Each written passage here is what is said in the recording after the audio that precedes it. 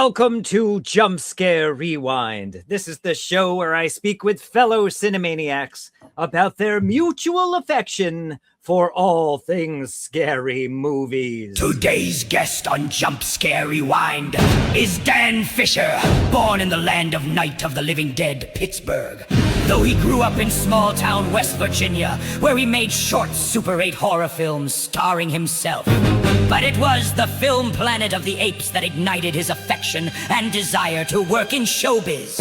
Now mostly retired in the suburbs of New York City, his credits mainly in the props department include The Dark Half, My Soul to Take, Men in Black, Godzilla, Black Swan, Be Kind, Rewind, and most recently, TV Severance. Plus, he's the host of the podcast, Let's Talk 10. Everyone, please welcome Dan Fisher. Dan Fisher. Well, welcome. Thank you. That kind of tells the story. Good night, everybody. Yeah, good to see you. Everyone tune in, like, share, tell your friends. Yeah, Dan, you stole all you. of my talking points right into the intro. Okay. Well, we're going to weave a few more in there, or we could even discuss. I want to talk about that because you have worked in the business for a while, and you said that Planet of the Apes, which is said in the intro, kind of ignited your passion for being in the business. Tell me about that experience and how it led you to your career. Well, kind of is very much an understatement. I remember seeing Planet of the Apes. I can't tell you if I was 6 or 7, but it was either 70, 71. I think it coincided with the release of one of the sequels where they brought out the original they used to do that with movies, right? Where they would show you, they would bring out a movie that's 5 years old just because they figured people might want to see it again. And there was no home video. Yeah. There was no home video. So that was the way you could see a movie like that. And so, yeah, I saw Planet of the Apes. I think I was 7 years old, and I came out of the theater and I literally said, I want to know how they do that. And followed that up not long after with, I want to do that, which I don't know if that meant that I wanted just to make ape masks for a living, if you could do that. But I was like, or be a director, be an actor, be a something. But that magic of the movies, it just hit me hard. So you were aware that movies were not just a place it takes you to. You were aware it was the thing that was made by people in different departments that come together and make a thing. Well, at that age, I was not aware. Well, yeah, I was. And you know, I think a lot of that has to do with my parents, who were both really big into movies. I mean, as you talked about in the intro, I grew up in a really small town in West Virginia, which had no movie theater. We had to go about, I don't know, a half hour drive down a mountain into the Ohio River Valley to the nearest like real town that had a movie theater. And they would have one that would show stuff in the cold weather. That was an indoor theater, and then that would shut down in the summer, and the drive-in would open up, and you go to the drive-in, and that would shut down in the winter. They would alternate. Oh, that's kind of cool. That's kind of cool for sure. But yeah, so my parents were really into movies, not like wanting to do it professionally. They just really enjoyed it. And so I'm pretty sure that if I asked my mom, especially my mom, a question like, how did they do that? My mom would really think earnestly and give me like as much information as possible. But here's a kicker too, is that, you know, I was originally born in McKeesport, Pennsylvania. And, you know, my dad's side, especially, my mom and dad's sides really resided from that Pittsburgh area, Clairton, South Park, Bethel Park, and Pittsburgh itself. And so I was aware as soon as I could understand language about the myth of Night of the Living Dead. That was taught to me almost as much as the Methodist religion that I grew up. The religion of Night of the Living Dead and its importance. Which still exists today. Yeah, I mean, especially if you're from Pittsburgh, there's certain things, and I consider myself in a way a Pittsburgh person every bit as much as a West Virginian and every bit as much as a New Yorker where I live now. But in Pittsburgh, there's certain things that just fill you beaming with pride. One of them is Fred Rogers. The other is the Pittsburgh Steelers. And then the other is Night of the Living Dead. And that's our hometown movie. And that made a difference in everything. And we're very proud of that, rightfully so. Didn't your dad, I think you had written to me that your dad potentially played football opposite George Romero or something like that? Basketball. Oh, football, my that's the dad, same thing. same thing. Sports ball, as the nerds call Sports it. ball, exactly. Yeah, my dad would always tell me the tale of how he knew Romero personally, and because he played high school basketball for the Clairton Bears, and Romero played on one of the other team, another high school. Romero's tall. Romero's like 6'5", something like that. He's crazy. He's not crazy. It's crazy that he's that tall. And it's not really that crazy. I just use that word. No, that's fine. Crazy's fine. It's good for a horror show. That's right.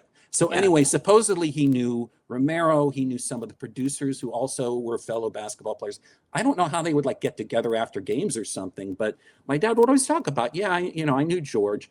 And my dad even one time ran into one of the writer producers of Night of the Living Dead when we were on vacation in Myrtle Beach.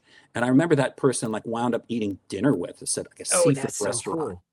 Oh my God, it was like it's like being into rock and roll, and suddenly there's John Bonham sitting at your table.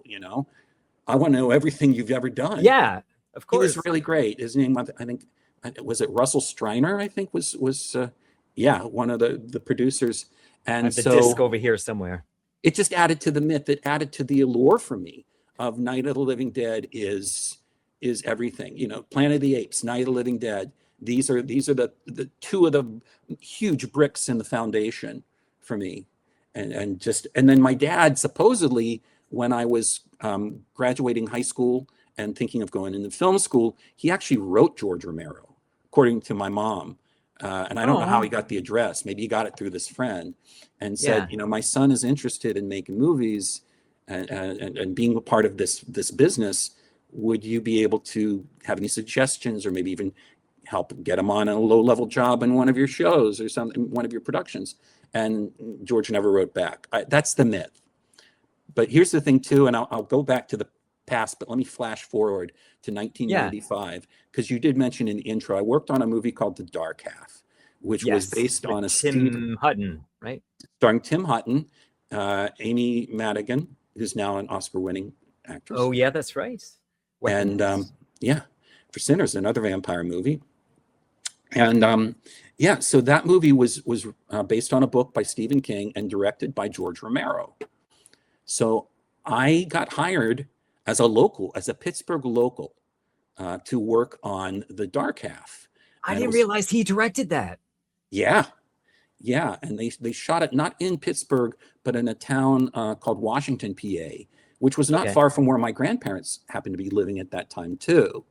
Or actually, no, I'm lying. Let me start over. Where my grandparents had lived, because I think by 95 they were not living there. They were nursing homes. But anyway, yeah, I wouldn't have done the research on that. Good. And the ghosts of my grandparents are not going to come out and attack me. No, anytime soon for my telling a fib. But yeah, so I got to work with Romero for like 3 or 4 months on set. You must have been over the moon. Were you like, oh my God? I was over the moon for sure. And I did ask George, do you remember Dan Fisher? He said he knows you. He played basketball for Clairton Bears. And George, so you're a junior. I'm a junior. Well, I have a different middle name. Okay. My dad had the middle name Francis, which he wasn't so fond of, so I got William. All right. Yeah. So George claims he did one of those like, oh yeah. I don't know if that was being gracious. I would have, if I didn't know. I would still go, oh yeah, Dan, yeah, good guy. But he did that, and so who knows if he actually remembered or not? But that was awfully nice of him. That is so cool. Yeah, and I didn't see Night of the Living Dead probably until I was like in junior high school. They had a show called Chiller Theater on the local Pittsburgh TV stations, Channel 11, and it was hosted by Chilly Billy Cardilli. Chilly Billy Cardilli is in that tradition of late 60s to mid 70s. I think it actually started in the late 50s, of local television stations used to have, horror movie nights on their shows. They usually be Creature double feature. Double feature, and you'd have like the local weather person, usually a man, dressing up in a costume as a vampire or whatever. And Ghoulardi does this stuff now, and there's still a few that do it. But it used to be like every station had this. And Pittsburgh had Chilly Billy Cardilli, Chiller Theater. and he would just come out in a tux. He didn't dress up as Count Floyd or anything, who, by the way, Joe, what's his name from SCTV? I'm going to hate myself for not remembering his last name. Piscopo? Joe Flaherty from SCTV claims that he based he's from Pittsburgh, Joe Flaherty, and he claims he based Count Floyd partly on having watched Chiller Theater as a kid. You know, again, not that Chilly Billy wore fangs or went, oh, but just, I guess, the whole thing that you would, like, you know, open a vault expecting to see a skeleton, and the prop person had forgotten to put the skeleton in there, and it'd be like, oh, well, it would have been scary, boys and girls. That was kind of the way it always was. Did you ever do that in your job? Did you ever forget to put the prop in place? Oh my God, let's not go there. I've been yelled at so much. There's a little bit of PTSD. Sometimes it would be my fault. Sometimes it wouldn't be my fault. But either way, the prop master gets the blame. I don't mean to steer you away, but I want to ask you, do you have a preference in your job? Because you've worked as a property master and set decoration. Is there a preference between genre? Because I imagine horror could be really fun versus, say, just straightforward trauma. Well, not really a preference, in that my preference has always been to work on, I know this sounds corny, but to work on really good movies, to work on something that I felt proud of, that I would go to a theater to see. And that could be a horror movie. But on the other hand, there was another movie you mentioned in the intro, My Soul to Take. Well, originally we shot it with the title of 25-8, being that this guy is so scary, you will be running away from him 25 hours a day, 8 days a week, which makes no sense. That's why they changed it to My Soul to Take. And it still didn't do any business at the box office for good reason. It's not Wes Craven's best movie. I think I saw it and I don't remember it. It's not good. But other than your name, I'm like, Dan Fisher, and I didn't even know you yet. But I got to work with Wes frickin' Craven. No, that's so cool. Isn't it? And that is really cool. And going back to your original question, it was fun working on a horror movie, doing props, because we would shoot it mostly at night. We had a lot of scenes in these woods in Connecticut. That's where we shot it. That's where I am. Yeah. Well, we didn't shoot it in your house. I mean, maybe in your backyard for all I know. Or right here. You could have shot it right there. Yeah. But, and so, you know, we'd be handing out like knives and, you know, blades and stuff, you know, to the killer, and people would be dying, and he'd be having, anyway, we would shoot all night long and come back to the Holiday Inn in Stamford, Connecticut, all of us drenched in fake blood. And there'd be people in the having breakfast in the little nook in the lobby of the Stamford Holiday Inn. And there's this, we look like the Manson family coming in. I'm sure. You know, we're film crew. We got our shorts and our flannel. And clearly you've been awake all night, so you've been up to something not so good, probably. Yeah, and some of us are talking about, hey, you want to go to the bar at 7 a.m., but that's another story. So that's all right.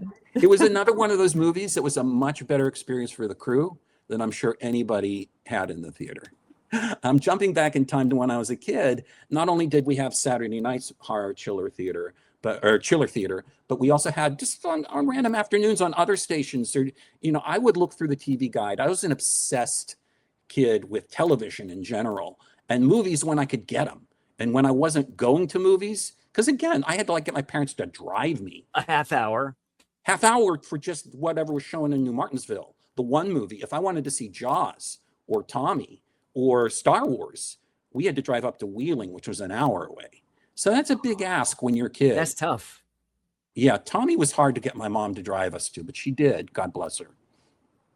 The Who movie, right? Yeah, with Anne Margaret and writhing around in baked beans. I don't think I've ever seen that whole movie.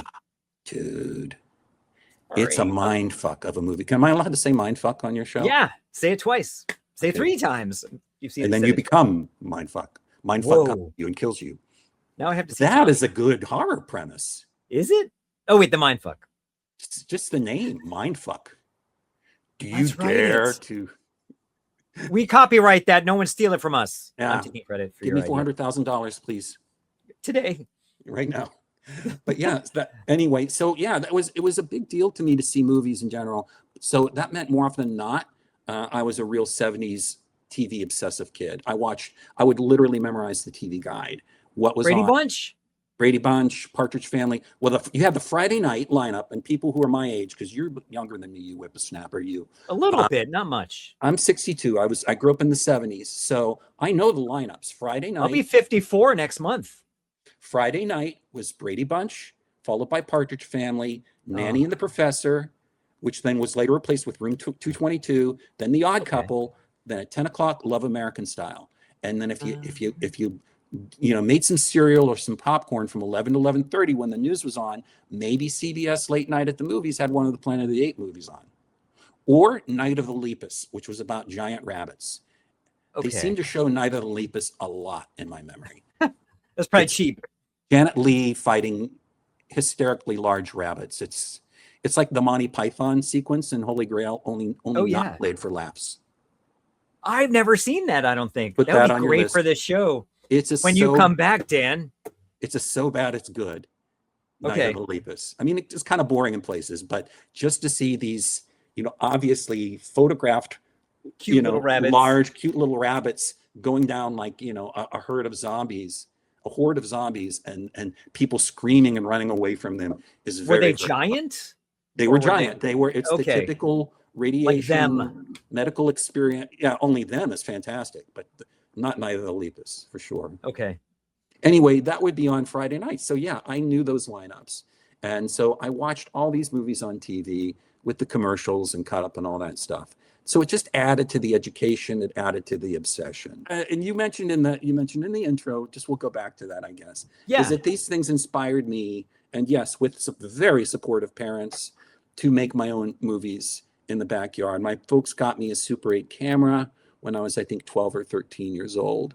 And it was great. It was silent, it was Kodak, and this was pre-video. So you just get these little film cartridges, and they held about 5 minutes worth of footage. So everything was sort of just cut in camera, and everything was like, you did not, like Ed Wood, you did not waste a single shot. Everything got put in the movie pretty much. You plan ahead of time. You tried. I did. I tried to plan ahead of time, but some things I didn't plan for, like when I would make vampire movies with I'd always get my sisters. I had a younger I still do, a younger sister, Kathy. Hi, Kathy. Hi, Kathy, who isn't probably watching this, and my older sister, Lori, who definitely isn't watching this because Hi, Lori. Hi, Lori.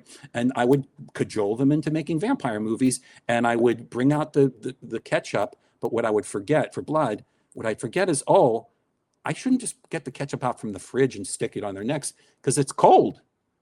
So they'd be lying there trying to pretend they're dead, and like, this is cold and sticky, and are we done yet? No, one more shot. You should have been like, be grateful you're alive and it's not real blood. Stop moving your mouth. Stop breathing. Don't smile. You're dead. 10 minutes. That's it. 10 minutes. 5 minutes, because it's a 5-minute cartridge. Whatever. That's right.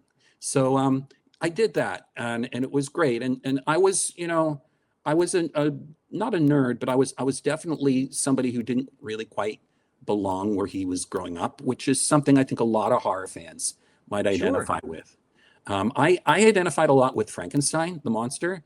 I had one of those big life-size posters of Frankenstein that you could put up on your bedroom door that I ordered from the back of, I think from Fangoria or Famous Monsters of Filmland magazine. Or maybe a comic book. But I was in all that stuff, comic books, movies. I love music too, pop music, the radio. I was a media head, which is why I have the podcast going now.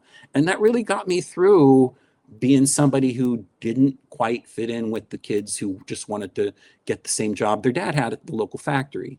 And God bless them if that's what you want. It just wasn't what I wanted. Sure. I get that. Yeah. And I like to act too, so I would star in them. I'd have my sister hold the camera, and I'd, put on whatever. I'd have my cross out, and I'd go toward the camera with the cross, So cool. It was a lot of fun. You were like a little Spielberg. You told me that sadly these got lost in a flood. They did. Yeah, I had them in the basement for years. I went away to college, and I was really determined to sort of just start over with everything. I got rid of a lot of comic books, and I got rid of a lot of Mad magazines. Don't you regret that? So much. And Me too. I can't blame my mom. Everybody blames their mom for these things, baseball cards and all that. It was all me. I was just like, I am a man now. I'm 18. I shall do away with childish things. And I've been slowly rebuilding up the Mad collection through eBay. and I've got to meet and have on my podcast Dick DiBartolo, who is Mad's main writer and cool. featured in the show. And that was a bucket list for me. And I've even been to Dick's apartment, and he showed me like his little mini Mad museum. So that to me was huge. That is all cool. of this stuff, you know, again, they say never meet your heroes. I say bullshit, because I've met George Romero. I've met Dick DiBartolo. I've met so many of my heroes. I've met musicians. I Bruce Springsteen once put his arm around me and we talked about wrestling. I mean, this is crazy stuff. I understand that you have a podcast, which was mentioned in the opening, called Let's Talk 10. Can you tell everyone what your podcast is and where they can find it? Let's Talk 10 is, it kind of started as one thing and it became another. Basically, let me start over. Cut that, please. I will. Let's Talk 10 is a show. It's kind of like part pop culture lists of stuff we love, movies, TV shows, music. It can be video games. It can be magic tricks, stuff that entertains us. But I sort of make it a fusion with that and WTF with Mark Maron, which is my all-time favorite podcast. So good. So what the show has evolved, what the show has evolved into is that I'll have a guest on, and sometimes it's kind of a known person. I've had John Sayles on the show. I had actor Matthew Rhys on the show. You had John Sayles on there? Yeah. I don't think I knew that. That's so cool. And Matthew Rhys, that's cool too. Yeah. And I had the Psychedelic Furs guitarist John Ashton on, and we talked punk rock. And I have an episode coming up that I'm editing right now with Gang of Four's drummer, Hugo Burnham. So we're going to talk drummers with him. Awesome. So yeah, a lot of it is, and I've had cartoonist Mimi Pond, Larry Karaszewski, who wrote Ed Wood, and a number of excellent, he's one of my favorite screenwriters, Danny Peary, who wrote the fantastic book Cult Movies, which I heartily recommend. Anyway, I could just go on the guest list alone. But what I love is talking with people who especially, have devoted their life to something, to making movies, to making music, to doing magic tricks, and finding out, kind of like what you did today with me today. What were the influences? What were the things that inspired you to not only make this something that you found entertaining, that you made it your life and you made it your occupation? And what is it that still obsesses you? What is it that still inspires you? And with that come the stories. I like to say too that when we talk about, like when I go on a coffee break with my fellow prop people and set dressers, and we'll talk about, hey, what movie did you see this weekend? Yeah. What TV show did you see? When we do that, we wind up talking not just about the show. In a way, we talk about ourselves. We're sharing things about like our own tastes, and sometimes they get into stories, right? Where we'd be like, yeah, I was watching this and Helene got so scared she did this, and that, and the other, which isn't true. My wife, I'm making that up. But she won't know because she's not going to watch. She's not going to watch this, right? So, but anyway, so yeah, it's really about sharing personal stories about very kind of trivial things, which is pop culture. And why do we love what we love? Why does this matter? Why does horror matter to you so much that, you're putting in hours of your life to doing this? It's more than just a hobby. It's more than just something you find cool. It's like where we come from is the thing that informs what we're going to enjoy and why it's important to us, for sure. And from that come the most hilarious, moving stories, and like a Mark Maron conversation. And it's not an interview. I don't come in like with this very structured thing. I do like we're doing now, and like you're doing, is, just it goes where it goes. And you can be funny if you want to be funny, but if you want to tell me about, how this song reminds you of, when somebody you love died, that's okay. I'm not going to cut that out because it's a bummer, because it's real and it can be very affecting. We've done episodes on Sesame Street. I've had a number of authors, come in. I had an author of a book on Sesame Street, and he talked about how one song that Kermit did was very inspiring because it was about going to the doctor, and his daughter at that time had a brain aneurysm, and she was like 3 years old, and she had to go to the hospital to get brain surgery, and they used this song and this tape that they had of set Big Bird Goes to the Hospital to help her get through it, but to help them, the parents themselves, understand like how they can talk to their kids about You're going to have to go, and it's going to be scary, but you'll be okay. And the doctor's going to put a stethoscope up to your heart and listen to it. And then I use clips for my show. And so in that case, I use a clip from this Kermit the Frog singing a song called Heart of a Frog.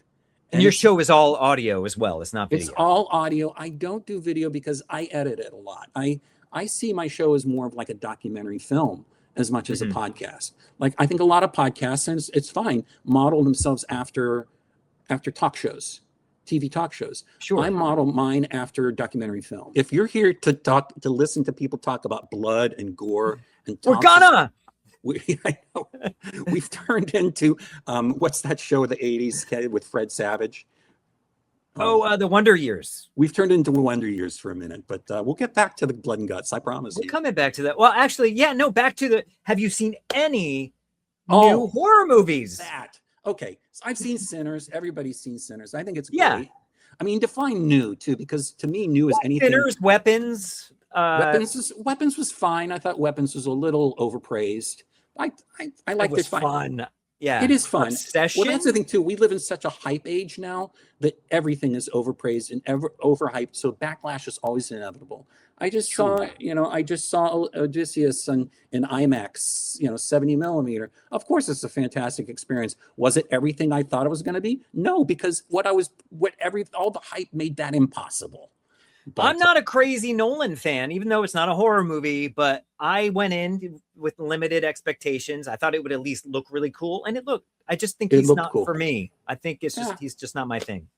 But yeah, so a recent movie I saw that is both horror and comedy in a very different way have you ever heard of One Cut of the Dead? Oh, yes, I have, but I don't know anything about it. I'm going to spoiler a little bit, but I'll try not to spoiler too much, because the spoiler is kind of, in a way, the plot, the whole point of the movie. So when you watch the first 30 minutes of One Cut from the Dead, which is, I should know whether it's Japanese or South Korean. I think it's Japanese. Please forgive me. I don't mean to be racist, but it's definitely not from the United States. The first 30 minutes, you're watching a zombie movie happen that's all in one shot. The camera does not cut, and it's following you around this sort of warehouse space, and people are coming into doorways with gore on their faces and trying to attack, and they're slamming the door on them and trying to stop them from coming in. And there'll be like these pauses here and there where it just seems like really awkward dialogue, and you think, well, maybe that's just part of the culture. Like, they're like, at one point after the zombies attack, there's this quiet moment, and they're like, so, what do you do for exercise? Well, I like to do some push-ups now and then. It's like, what is this doing in a zombie movie? But then you go back to the movie, and there's chases and people running around, and you're going in and out of doors, and it's all one take. And suddenly, at 30 minutes in, there's one survivor left, and she looks up at the camera, and the end. Now, you're 30 minutes in, and the timing, there's still 60 minutes to go. What it is you've just watched what other people have made, and the next 30 minutes are about this film crew that have been assigned the task of making a cheapy zombie special, like a 30-minute TV special for Japanese television, that would be all in one take, a zombie movie. Yeah. So we see them writing the script, casting. It becomes the movie Living in Oblivion, if you've ever seen that. I did see that with Steve Buscemi. Yeah, it becomes about the making of a zombie movie. And it's not a good zombie movie, but it's the best they've got 2 weeks to do it, because this is for television. We don't need good. We need it. And it's all told in one take, though. The second part is not in one take. The second part is in multiple different angles. It becomes a conventional movie. But now here's the kicker, and I love that phrase. Here's the kicker. The last 30 minutes, we see the first 30 minutes again, the zombie movie, only from behind the camera. We see them shooting the zombie movie, and we understand why did that awkward dialogue happen. Was because an actor had explosive diarrhea, and he had to take a shit. And while he's doing that, they're improvising, and the best they can come up with is what exercises do you like to do? And the whole time they're watching prop people sort of slide things into place and run out of frame of the shot. it's a hell of a movie. So it's not really a horror movie, though, right? It's not. You think it is. Yeah. The first 30 is a decent, not great horror movie, but acceptable horror movie. It's a one taker, so it's like, well, that's interesting. It's not necessarily scary or well done, but nobody always does this. So, and it's J horror, so that's kind of cool, you know? Yeah. But then you find out it's not. It's a comedy. Okay, I'll check that out. It sounds interesting. On the last episode, I think it was the last episode I did, I briefly recommended this film called Mags, which is sort of like a zombie infection movie that's carried on to each person. And it's all filmed in one take, the whole 90-minute movie, or hour and 26 minutes, whatever. And you just follow each character to the next character whoever gets the infection. And it's pretty well done. It's good. Yeah, I mean, but and then to your original question, you know, I have a habit of you know, sort of being an old fogey. I like things I know already, and so sometimes I will rewatch something I've already seen Comfort six food. times. It's comfort food, and it's like a drug for me. I know I will feel this way if I take this drug. I know I will feel this way if I watch a certain movie, and I'm in the mood to feel that way. So it's not that I don't want to take chances on something, but it kind of is. No, I get you. Life is too short. We both experienced things that could have made it shorter. So, you got to enjoy what you enjoy. I mean, this one is that for me, Return of the Living Dead. I can watch it a million times. And you want to hear? Me too. I'll tell you when I saw Return of the Living Dead, and that's the first one. That's the one that counts as far as I'm concerned. Oh, so good. I used to see movies with double features with my mom, where she would let me skip school for a day.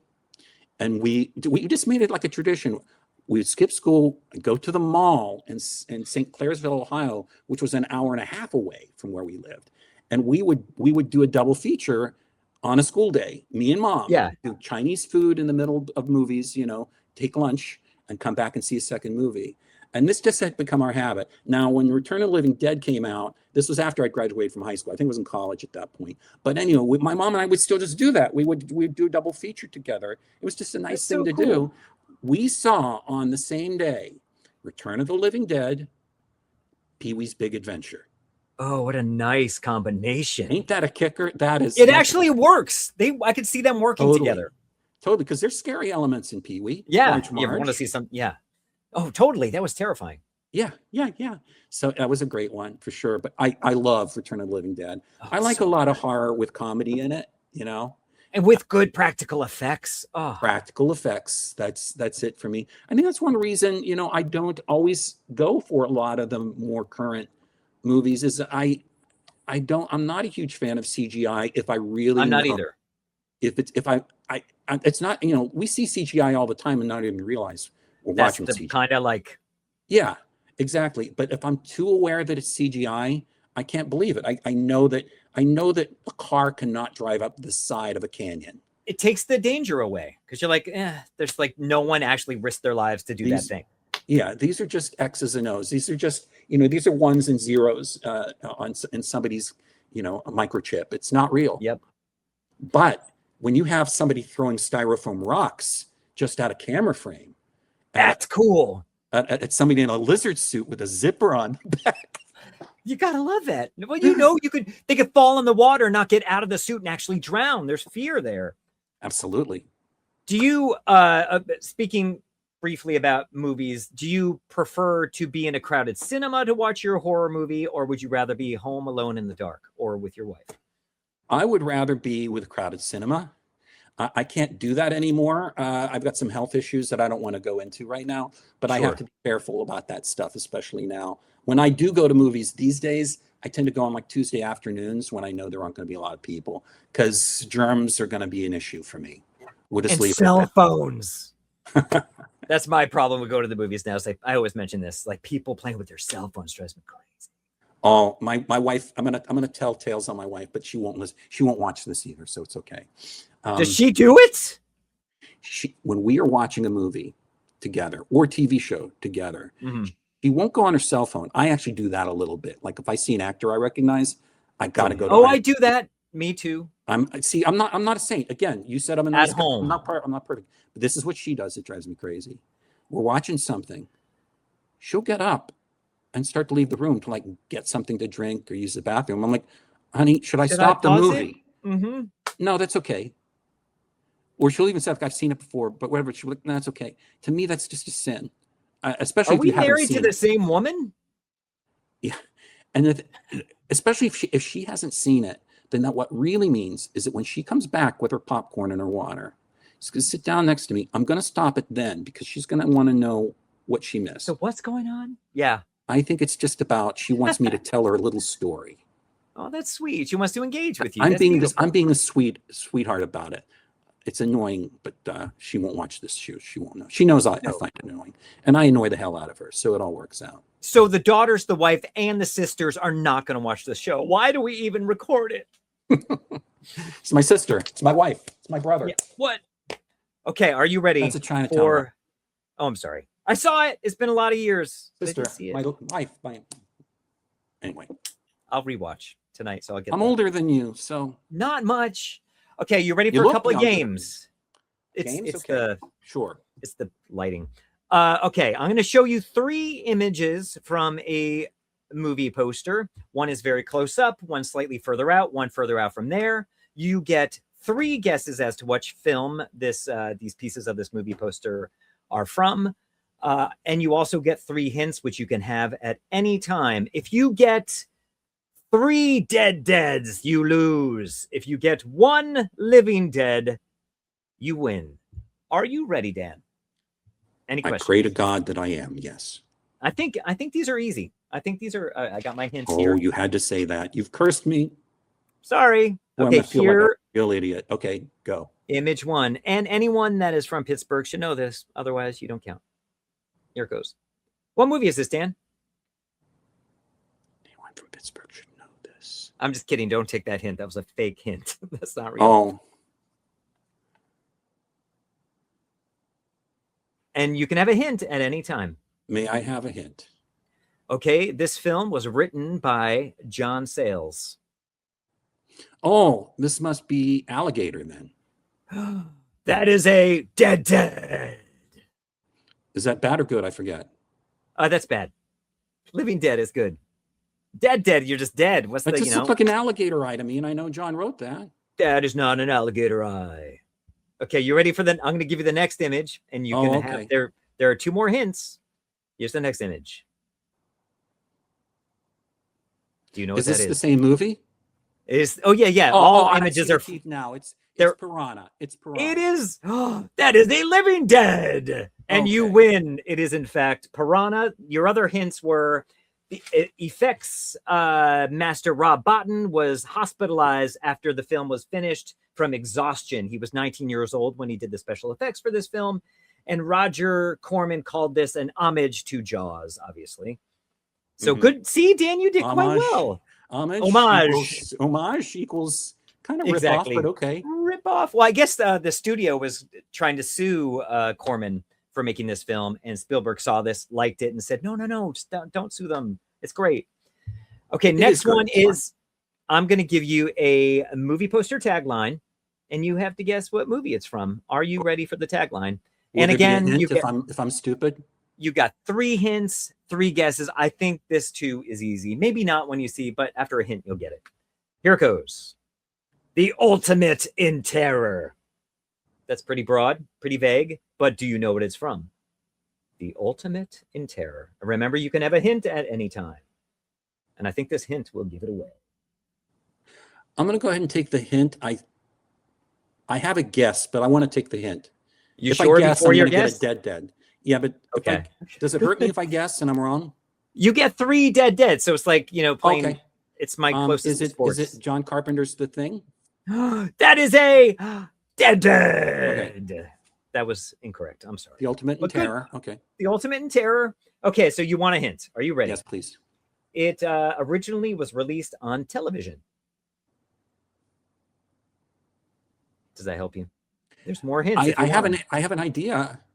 You can guess. You get 3 deads. You can risk it. Okay, because I've got 2 that I could do. I'm gonna go with Salem's Lot. That is a Living Dead. You got it. It is Salem's Lot. Right. I The knew only you would other get one I it. could think of was originally released on television was Steven Spielberg's first movie, Duel. Oh, Duel. But Yeah. I couldn't imagine that being the ultimate in terror. Well, that'd be pretty scary. It's scary, but I don't know if it's the ultimate. No, in this terror. is Films scared the with living. the hovering kid. Let me in. That comes up on every episode because it scared the heck out of everyone that saw it at a certain age. It is directed by Tobe Hooper. These are your other hints. And though dramatically different in a lot of ways from the novel, its author still approved of it. You would have gotten that with any other hint. And that was with David Soul was in that, right? Yes. Yep. Don't give up on us, baby. Was that his song? Again, you're younger than me, you child. I'm sorry. He had a I should top know 10 that. hit with that during the Starsky and Hutch thing. Every I love- TV, it was like John Travolta having Gonna Let Her In and Don't Give Up on Us, Baby, and Sean Cassidy to Do Run Run. If you were Teen what's Idol, his name from American Werewolf? He had his song too. David Naughton making it. Yeah. It became a TV series. Yeah, it was a theme song. Oh, he signed my little poster. Which was basically a TV version of Saturday Night Fever, only without the awful misogyny and stuff. Which is another movie I love, but acknowledge the terribleness of its characters. I've never seen it. I've just seen the Broadway show. I know. Yeah. I know. We Bill won't talk hits about me. He wants to kill me for all the movies I haven't seen. No, but you see, you grew up in the 80s, right? Like the 80s was more of like your seminal time. 80s and the 90s, maybe. But there's some the 80s certainly, but there's a lot of staple movies I should have seen that I have not. It's the house I grew up in. But the 70s was my childhood. So that was just happened to be like a golden era of American filmmaking. It was the new Hollywood. It was the birth of Scorsese and Spielberg and all those people, Coppola, Hal Ashby, Bogdanovich.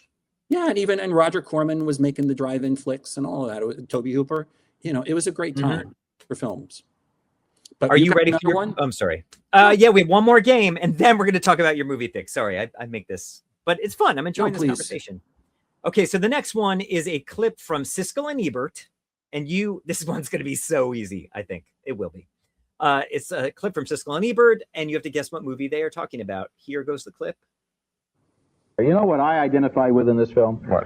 Was the feeling of absolute obsession that you have when you get your first car. I was 16 and a half years old. I got a crummy old beat up 1954 Ford, and I was out there for at least 6 months. I couldn't think of anything else. People, high school, things like that, totally irrelevant. I'm polishing those little pieces of rust and painting the wheel, color, covering red and so forth. And it was a fantastically absorbing experience for me, and that's what I felt as I was watching the film, that people do feel this way about cars. Americans love their cars. What movie are they talking about? American It's hard. Graffiti? Tucker? Yes! No, it's Christine, right? Good job. I don't even know. Do I not have the poster up? I don't have the poster here. But yes, that is a Living Dead. I was just about to compliment you, and I really mean this. I'm very impressed with what you're able to do in real time, especially with your production value to this show. Thank you. You watch a lot of these video podcasts, and my show is not a video. Mine's only audio. But a lot of the video podcasts are just two people staring straight ahead and talking with really bad sound. And you don't have half the stuff that you give to this. That's the part I enjoy, is editing that stuff together. And good job, kid. Thank you got a future Dan. in this podcasting biz, I tell you. I just enjoy these conversations. I'm going to give you the other hints for that, even though you got it, but it's, fun trivia. The film was already in production when the director's previous film was released and subsequently bombed at the cinemas.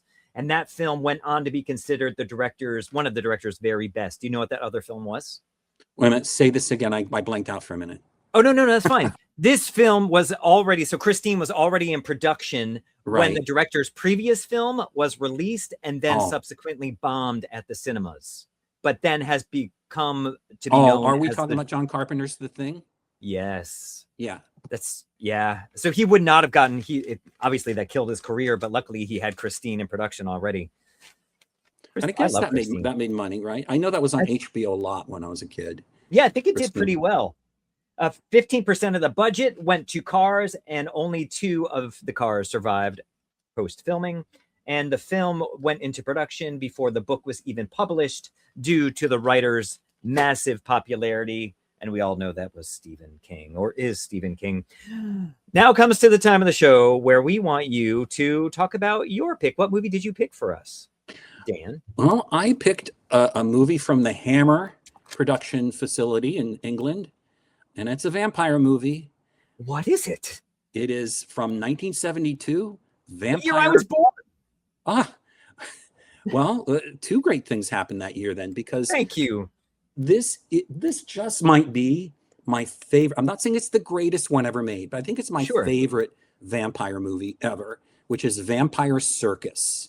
That came out in Vampire Circus. 72. Well, you know, Adrian Corey is really the only kind of name. John Mulder Brown that you'll see in the poster, he was in a movie prior to that called The Deep End. That was another kind of cult British hit. Okay. A very horny movie, sort of a As sex, it is. sort of disturbed sex movie, the sort of the blow up sort of thing, new cinema. But anyway, Vampire Circus. I got a story for that too, if you don't mind. And I don't know how long I have to tell this, but As long as you want. I saw Vampire Circus, I think 1973, and I think I was 9 years old. And my local theater that I've told you about, that you had to go down the mountain to see it.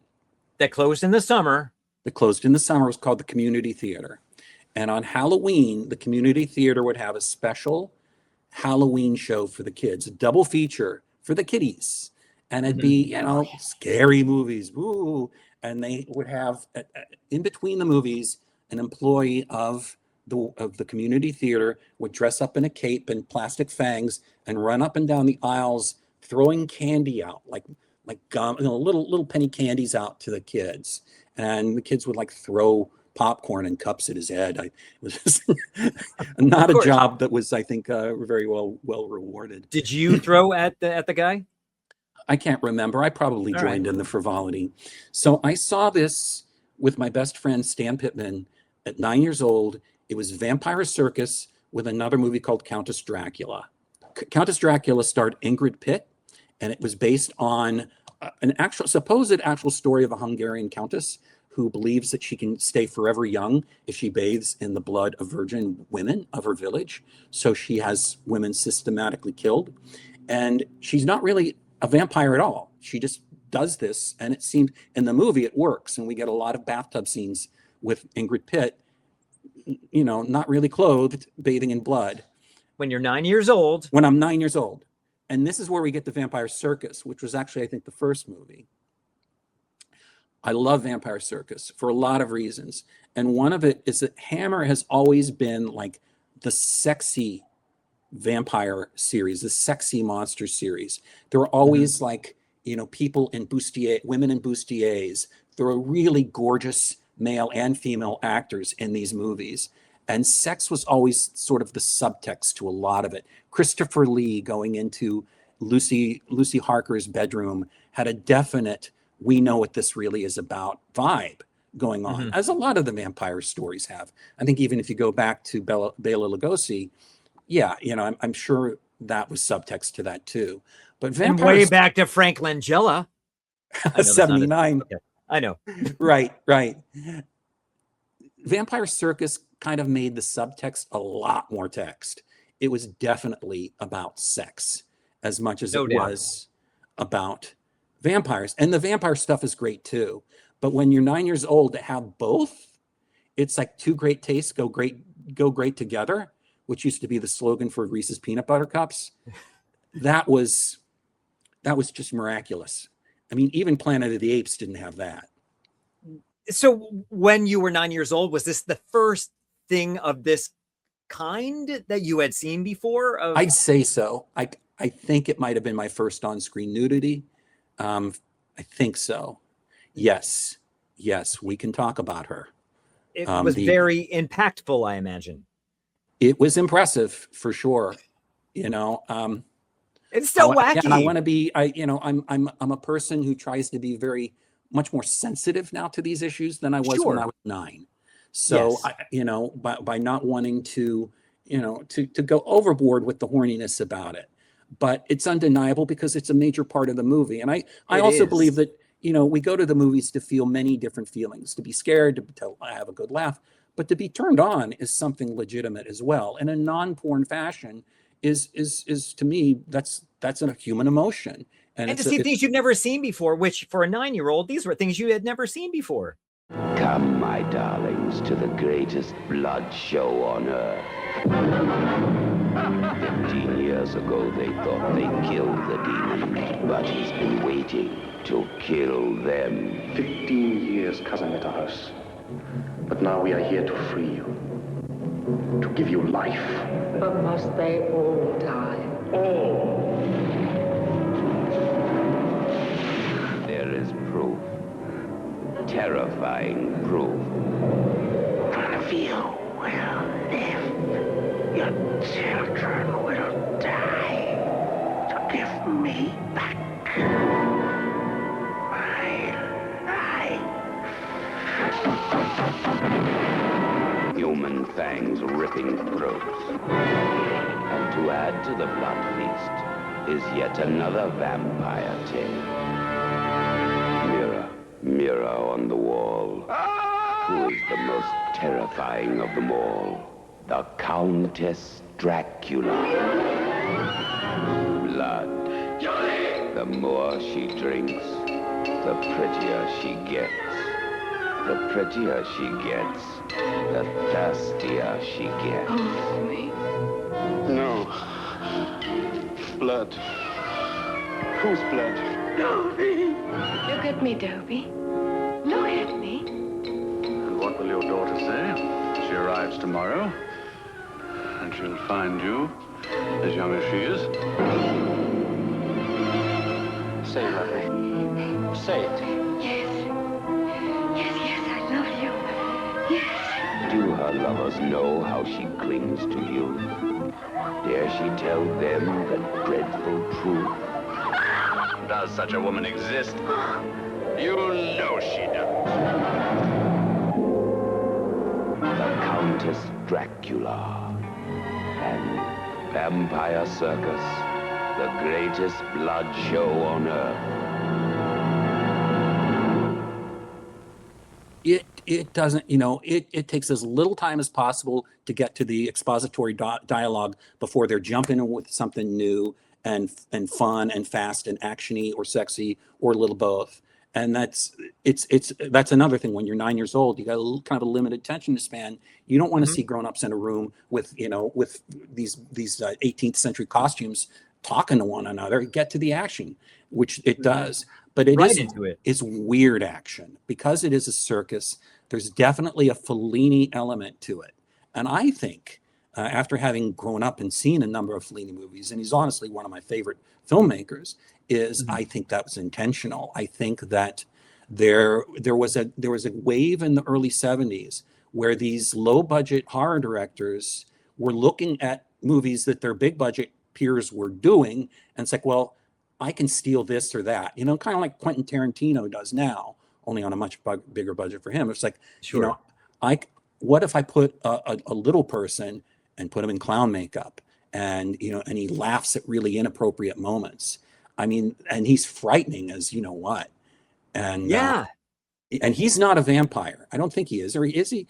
There are a few characters that are not vampires. And one of them, the bare-chested, muscly guy, is not a vampire. And that's played by David Prowse, who Darth Vader was the body for Darth Vader just about 5 years later. And so he made a ton of money from that. He did. And he should have. That's really clever screenwriting, because if you have a few in the gang who are not vampires, that means that when they shove the crosses in your face, if you're not a vampire, there is a scene where David Prowse takes that cross and just crushes it with his bare hands. He's like, I'm not a vampire. I'm with these vampires. They're my best friends, but you're not getting me with that cross stuff. And that's like, whoa, there's no vulnerabilities. Cool. How do you, there's no kryptonite there. So I love the weirdness of it. You saw the tiger lady, who is literally naked. She has, I think, absolutely nothing on but body paint. She's from head to toe body paint. So you kind of see things, or you think you do when you're 9. Yeah. I mean, it's mysterious. But she looks like a tiger, so you can't even like tell. a tiger, and it's weird. It is weird, and it goes on a really long, awkward amount of time. Maybe to fill out the running time. I don't know, but because the movie is like 8 minutes long, isn't it? I don't know, but it certainly gives, it gives you your ticket price for sure. And later on, again on the trailer you saw, there's a scene in the Hall of Mirrors, and there's the gorgeous twins who I forget their names. They're very European names. And then they take these young children, 2 boys, into the Hall of Mirrors, and you can go through the mirror into the netherworld. And I loved how that was done practically. It was so done, so well done. But it's disturbing, and this might be upsetting to people. I guess a trigger warning, because there is at least a suggestion that there's a sort of a pedophilia aspect feeling to that. That because the way they're holding the children's chins in their hand, like they're going to kiss them, and the one is a man with a boy. It takes on a very sexually now. It doesn't get too far, but it suggests it could. And that's really scary. It's not meant, I think, to titillate at all. It's meant to be like, oh God, creepy. No, don't do that. Don't do that. Don't show that. And thankfully they had the taste not to show that or do that. But it's disturbing. And I think there is a suggestion too throughout the movie that, the reason why Count Mitterhouse, the one you first see, you want to bring him up? This dude. Guy, he is killed in the prologue. In the first 15 minutes, we get like a 90-minute movie in 30 minutes. We get everything. We get vampires, we get blood, we get fire, we get explosions, we get the villagers with the pitchforks. We get a whole vampire movie in the first 15 minutes. And what it suggests is that, the woman that dies with the Count in the opening number, the first 15 minutes, comes back later. I don't think she dies. I think she escapes. First woman we see with the vampire. Yeah. Early on. Oh, yeah, I think she escapes and she becomes the older woman in the circus. She is her. Okay. She becomes her. But when she was younger and we see her in the prologue, she is loving the hell out of her vampire boyfriend. I just got to say, and it makes this is 70s post-sexual revolution. You have to remember the context. I'm not just professing horniness here. No, of course. I'm trying to make the point about why this reflected a time. This was 70s sexual revolution. And I think that, the villagers were most these men who dressed very uptight. They were school teachers, they were burgermeisters, and their wives, meanwhile, were out with, sexy, long-haired hippie vampire. And he's given them, let's just say, what their husbands cannot. They're willing to die for Count Mitterhouse, because he's doing all the right things. And the acting, I mean, not to distract from that, but the actors, like, it brings it to this different level, because not only does the production value look good, but the acting is so good, and they sell all of this bizarre stuff because they are acting like they believe it. Yeah. The woman, there's a young woman that you showed who is sort of the surviving girl at the end. What do we call her? The final girl. Her. I think she wound up being married to Peter Sellers. Yeah, she's his widow. She was his widow. She got all the money. She should have. I mean, because Peter Sellers was no treat to live with, I'm sure. And she's what, like 25, 30 years younger than he was at the time? Something like that, yeah. Yeah. But you're right. The acting is actually very good, because it's that thing of a British actor. They'll take on whatever, because a job's a job, and it doesn't always have to be Shakespeare. And they could do Shakespeare, but then they're gonna I'm sure they had. And then they're gonna give them a crossbow, and they're gonna be hunting vampires the next day, and that's really cool. I realized I had never sought out. I've of course seen pieces of Hammer films over the years, with Christopher Lee, but I've never sought one out. So this is the first one I've seen in its entirety, which I am a little bit embarrassed to say. But watching this, I was thinking the whole time, who is this movie for? Because you saw it as a 9-year-old, and I was reading that they had edited it down a bit to get it into theaters here in the States, but it seems like you still saw a pretty sexy version. Because in England, it was much. So maybe you got that original cut, and maybe for home video it got trimmed down. I don't know. I think they took out a little bit of this. I think they might have shortened the tiger dance a little bit, the lady tiger, because there's some full frontal shots that I think are pretty not, and it was PG. They released it as PG. I think she is vaguely covered over, like in Return of the Living Dead, that actor. Yes, that's what I think is going on. Yeah, I would hope so for her sake. But yeah, they probably shortened a little bit. And I actually think I looked at the Wikipedia plot to kind of just reacquaint myself. And I think they actually took out a few scenes that actually kind of would have connected the story a little better. But that's another thing. But Countess Dracula, I think they actually cut quite a bit out of, because from what I understand, like the nudity of that movie was much more copious than what I remember. I remember like 2 shots, whereas I think originally it was a lot more than that. But that, again, that was the time. That was a time where and there were a lot of movies that were going out that were rated, PG, that were testing the boundaries. This was coming out of and this was coming out of that, in the 1960s when the Hays Code finally got shot down, and the Catholic Legion of Decency, and suddenly you had Bonnie and Clyde, you had all of this frankness up on the screen, you had this honesty and openness, and that also accounted for gore later on, The Exorcist, right? And Night of the Living Dead was a landmark in '68 for showing people with intestines in their hand and gnawing on what we learned later was like pig innards. Yeah, we'll give you $50 more if you eat the pig innards on camera. And some people did. I would have done it. It would have been gross. Western Pennsylvania, that's our breakfast, man.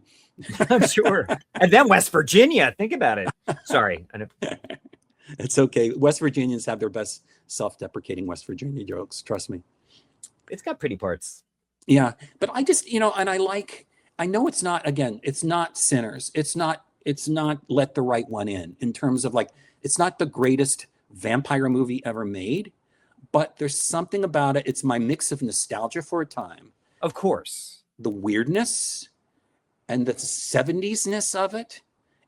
Again, growing up in the 70s, there's just a style of that filmmaking that's it's trademark almost. And yeah, to some extent, the sexuality and the blood are very titillating in a way that when you go to see a horror movie, you're not going to see Merchant Ivory.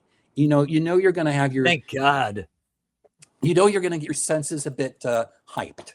And that's what you're there for a bit. This film does it. It is, I have to say, for me, it wasn't super clear. Maybe I was a bit distracted by elements of it, but I didn't entirely follow everything that was going on. But I enjoyed it. Again, because it doesn't overstay its welcome. It looks great. The gore is fun. It's weird. Nudity's interesting. But and there's also a plague. There's a whole even a thing about the plague, and they're living in the plague. So there's a little historical. They tried. They've got castles. They've got period costumes. They're talking about the plague. It looks good for sure. They shared sets with Twins of Evil from 1971. The same sets. I did not know that. Yes. That's the Corman method. You got a set. It's good for at least 2 movies. So were these made for drive-ins, midnight movies? Who was this made for? Hammer just definitely had that market by that point where it was, it was really more for teens, young teens.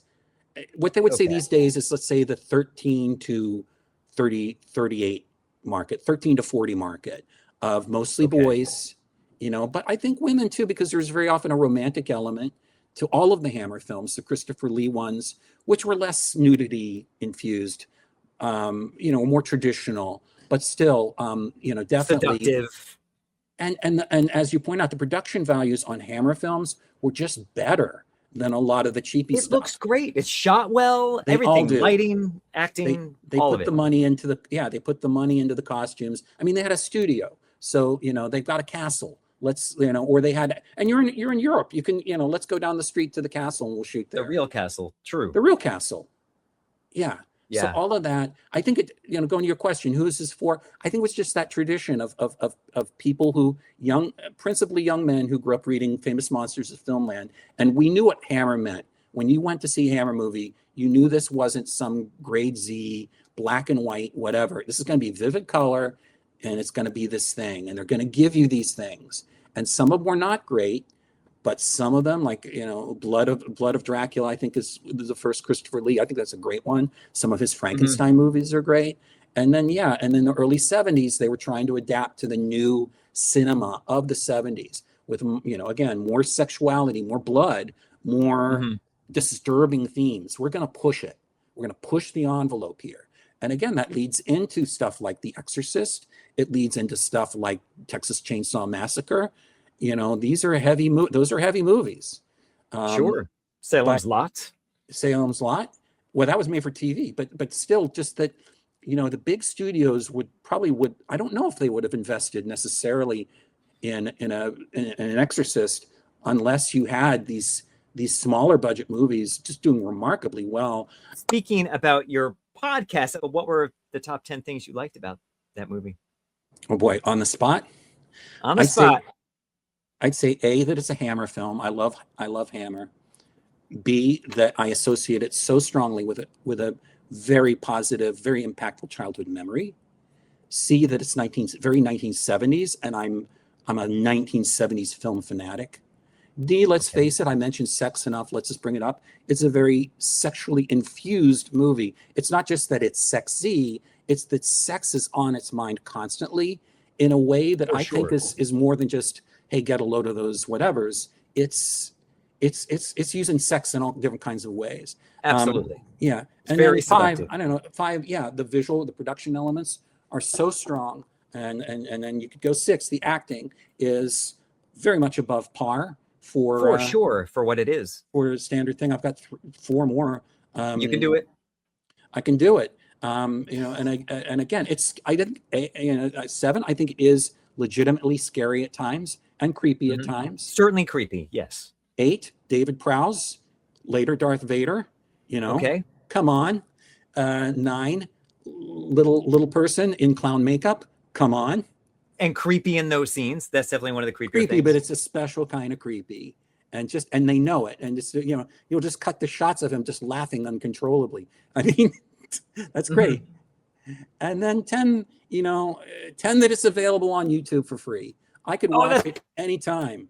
You did it. I was also okay. I'm going to give you an 11. Please. That it doesn't overstay its welcome. It stays just long enough, and it's just a lot of fun, and it's never boring. I wanted to bring up too that there's another movie I love that I almost wanted to talk about with you. We could another time. You're coming back. Called the Abominable Dr. Phibes. Do you know that one? I haven't seen it, but I do know it. Well, both the Abominable Dr. Phibes and Vampire Circus, by the way, are on YouTube for free. MGM puts out a lot of their stuff. And I think that was an MGM thing too. Dr. Phibes starred Vincent Price as this evil doctor whose wife dies, and he blames the 9 surgeons who were trying to save her life and couldn't. And so as revenge for the 9 surgeons who failed his wife, Dr. Phibes then sets about killing them by using, each one dies by a means of a biblical plague.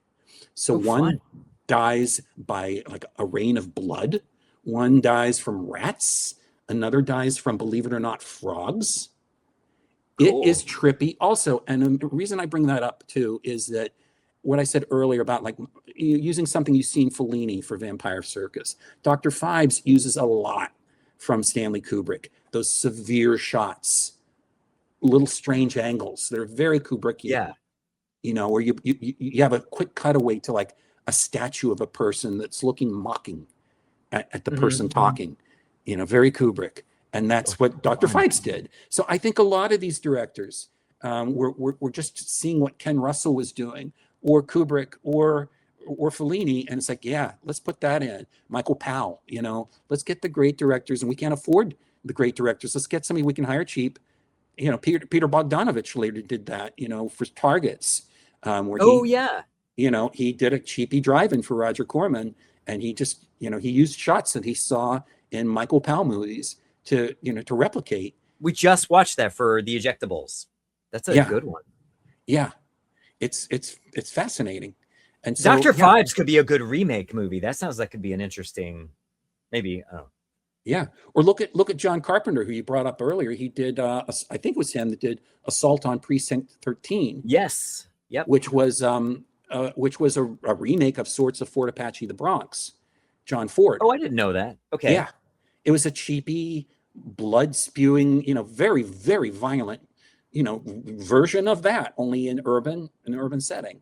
One setting, yeah, or These a were little all kids outside. coming out of, these were all kids coming out of film school, a lot of them, or I don't know about the British directors necessarily, but everybody was paying attention to cinema. And, even if it was for a silly old vampire flick with, clowns and makeup and all that stuff. They use those influences from Fellini. We use those influences. Yeah. For sure. Why not? Yeah. And I guess this director went on to make Fierce Creatures, the sequel to A Fish Called Wanda. Yeah, I guess so. I didn't see that one. You probably made more money for that one, though. It could be. But, my feeling of most sequels is, walk away, Renee. If I come out of something where I'm really, really satisfied, it's hard to get me into a theater for the sequel. I have to get a lot of advance word that, no, this one really isn't just a cash grab, Godfather 2 or Aliens or something like that. But I'm not just going because, oh, you liked it the first time? Rocky lost in the first movie. Now he gets to win. And then, no. I've fallen for it too many times. Though I have to say the one Nolan film I really like is The Dark Knight. I love that one too. The third one, not so much. Not so much. Second one's amazing. Better than the first. One of the best superhero movies ever. I don't go to a ton of superhero movies, even though I grew up adoring superheroes. They make me sleepy. Well, I want to be surprised. I want to go to a movie and not necessarily know the outcome of things. And too many things these days are made by committee, and we have to have these story beats, and you have to have this opening sequence that does this thing so that people aren't bored in the first 10 minutes. You can just sometimes even just look at your phone for the time. It's like, okay, 2 minutes from now, there's going to be an action sequence because they're afraid we're going to be bored if they give us too much information or subtext. And I get bored regardless. Yeah. Yeah. But, I'm old man, yelling at the clouds. I know this. That's all right. Me too. I loved Sinners. Like I said, I loved Sinners. I thought that was terrific. I loved the first half of that. And then I didn't like the vampire aspect. Though I love horror movies, I didn't like it when it became one. It's funny. Yeah, some of the people I've met who did not like Sinners as much as everybody else, they had that same thing because they know what the structure of a horror movie. They had expectations of what a horror movie is. And that first half was such a good standalone movie. I was like, I want to see the rest of that movie. Yeah, not the kind of cheapy horror movie it became. It's like when Crouching Tiger, Hidden Dragon came out. A lot of people I knew who weren't that acquainted with martial arts movies were like, this is amazing, this is wonderful. Whereas my friends who really were into that were like, we've seen all of this. It's just with a bigger budget, Sure. And with a major distributor. It's a fine movie, but it's not revelatory because, you got all these other ones that came before it, going all the way back into the 70s with the Shaw Brothers. And that's what's going to happen more and more with us as we get older because we've seen everything. Other than some of those classics I missed. No, because you and I are completists. We want to see everything. We do. My son actually has totally activated my appreciation of Kubrick, which I did not have before. Yeah. So we are going back and watching all the classics, and I didn't realize how just amazing he was. Yeah. And his projects are unbelievable. Yeah. I was a Platoon guy, but now Full Metal Jacket's the movie for me. I'll have to revisit that because I love the first third, and it just kind of goes down from there. Like the Vincent D'Onofrio. Rewatch. I think it always stands up the for test that. of time versus Platoon, which I think feels quite dated now. Do you know? But both great movies. I watched. That's all. Please. Do you know how many times I watched 2001 before I finally got it? And what it really took was me getting a large screen TV and like a sound bar. And like sitting right up in front of the goddamn thing. And that's when it makes all the difference. I saw it in college on a tiny, like 19-inch square TV. My roommate's like, it's the best movie I ever watched this. I was bored out of my mind. And my son and I watched it here a few months ago. And I was like, it was amazing. And then we saw it in person at Yale. And John Sayles was in the audience with us watching it. It was an original print projected at Yale. And it was so awesome. Sorry. I'm glad to know that John was there, that John still goes to movies and loves movies. In his shorts and everything. By the way, too, we didn't mention it, but John Sayles, when we stopped talking about the Dan Fisher story a long time ago. I like the Dan Fisher story. I will just mention that John Sayles was my first boss in the film business. That I was forget what. Mate One. It was a movie about coal miners. Oh yes, I remember that movie. I was just out of Vaguely. college, and they were making a movie in West Virginia, about coal miners. And I was 22 years old, out of college. And How was he to work with?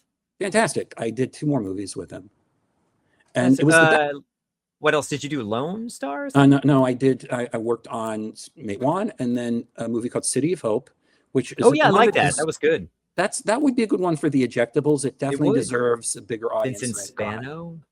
Vincent Spano, everybody. It's like one of these like 40 cast members. You know, it's almost like John's Nashville in a lot of ways. And Bob Richardson, who was Oliver Stone's DP, was the DP, and it was a lot of these sort of. We did a lot of handheld, moving around, following one guy, and in the middle of the conversation, you pick up and there's a woman walking past, and you start following the woman, and you get her conversation, and everything connects. It's a terrific movie. And then I worked on Passion Fish as well. Oh, I like that too. Did very well. That's a nice little Mary movie. McDonnell. Yeah. Yeah. Alfred Woodard. Yes. Yeah, and you know, I got to spend 4 months or whatever in Louisiana. It was great. Lake Charles. You worked on so many cool projects, Black Swan and Black Swan, American Hustle. I've worked with a lot of directors who I really admire, and actors I admire. How was American? Because I auditioned for American Hustle, had a callback with him, and it was very crazy. And then because I didn't get the role, I was like, I need to work because I love Flirting with Disaster. I'm like, I got to get on that set. So I did a day of extra work. And people were crying. It was crazy. How was he from your perspective to work with? David From my Russell? perspective was fine, because I was hired because 1 week before principal shooting was to start. This was in Boston. Yes. And they hired a Boston prop master, very experienced prop master named Dave. I'm blanking on his name, but they hired a very experienced. Yeah. Excuse me, I got hiccups as well as brain farts. That's a Hold your deadly breath 10 combination. minutes. It'll go away. Yeah, but they had a very experienced prop master that they had hired, and in Boston, probably more experienced than me. Terrific guy. And 1 week before shooting started, he quit. He just couldn't take it. Oh, geez. Oh, Because David's a handful, and David has ideas constantly. And then when you're a prop person and a director has ideas constantly, it's hard to keep up, and it's hard to understand, what am I getting? What am I not getting? I've already spent hundreds of dollars on this thing that we're not using anymore, and now you want this other thing and you want it tomorrow, and how the hell am I going to do that? So Dave quit. Dave is the name of the prop master. I'm blanking on his last name. But anyway, so I got a call. Could you take a train tomorrow to Boston and be our prop master? And I was sure. I again, like you, I was a fan of a number of David's movies. Yeah. I think he's a very, I know he's got critical, I think he's a very interesting filmmaker. I consider him like our current sort of like a Robert Altman director, which is it's controlled chaos. And some of his movies are not as controlled as others, but when it works, I think it works well. And I wanted to work with him. Agreed. But I was warned he's a handful. He likes to yell. But he never yelled at me. And I came in, and because I sort of had this thing, I came in and I sort of tried to exude. I played a part, I had studied acting in college. So I came in just like, I'm going to be very, very confident, and I'm going to be very positive, and every answer to every question is going to be yes. I'm going to just do it. Somehow I'm going to do it. And if he comes up with something at the last minute, I'm going to jump in my car and I'm going to put every bit of effort I can into it. And I may not get it in time before the camera rolls. And this happened quite a bit on the shoot, but I'm going to show that I'm willing, and I will give every bit of effort I have to it. And it worked. He really liked me. And from the very beginning, I just came in confident. I didn't interrupt him when he just went on these sprees like you with me. I didn't interrupt him. And I got along fine with him. His style of directing actors, I don't know if you'd like it or not, because what he would do, and I'm sure he still does it, is he would be next to the camera. Lines at you. He'd be yelling lines in action. He'd be like, go to the fish tank. Okay, stir the fish tank. Grab us, go to the fridge. What's in it? That's what he did in the callback. He'd say, like,